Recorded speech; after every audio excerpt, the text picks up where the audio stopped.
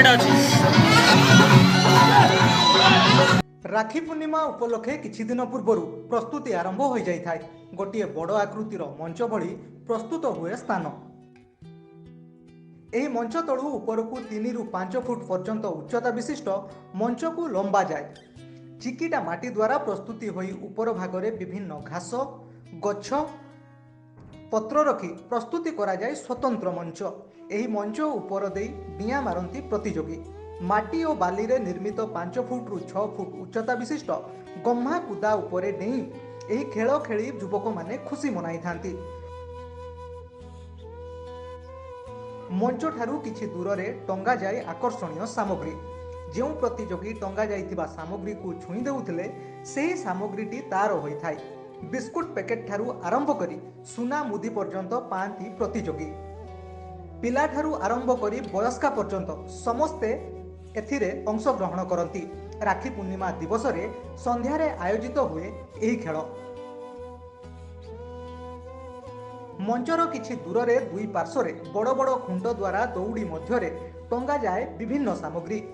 प्रतियोगी लक्ष्य रहुतला सेमाने जेपरी मूल्यवान सामग्री को छुई देबे आउ ले जिबे ताकू घरकू। एही आशारे मंच उपरकू दौड़ी जाई मारुथिले डिया सेही टंगा जाइथिबा सामग्री निकटकू। टंगा जाइथिबा समस्त सामग्री समाप्त परे ही एही खेल समाप्तर घोषणा करा जाए।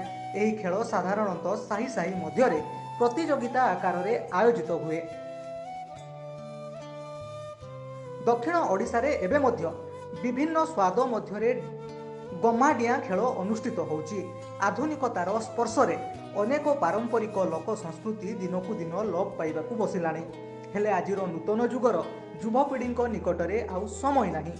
व्यस्त बहुल समय मध्यरे एही गम्हा डिया को डेइबाकू काहार निकटरे बेल नाही। फलरे गम्हा डिया एक प्रकारर उहान हबाकू बसिलाणी। एही पारंपरिक क्रीडार अवक्षय दिनकू दिन घटिबारे लागिछि। ग्रामांचलर केतेक साही बस्ती रे एही खेल होउथुबा बेले सहरांचल रे एही गम्हा डिया खेल प्राय लोप पाइबाकू बसिथिबा देखिबाकू मिलिछि।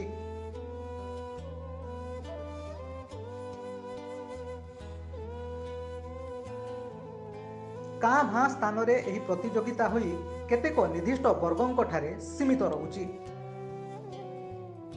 गंजामरू चित्तरंजन गंतायत को रिपोर्ट, तदंत न्यूज।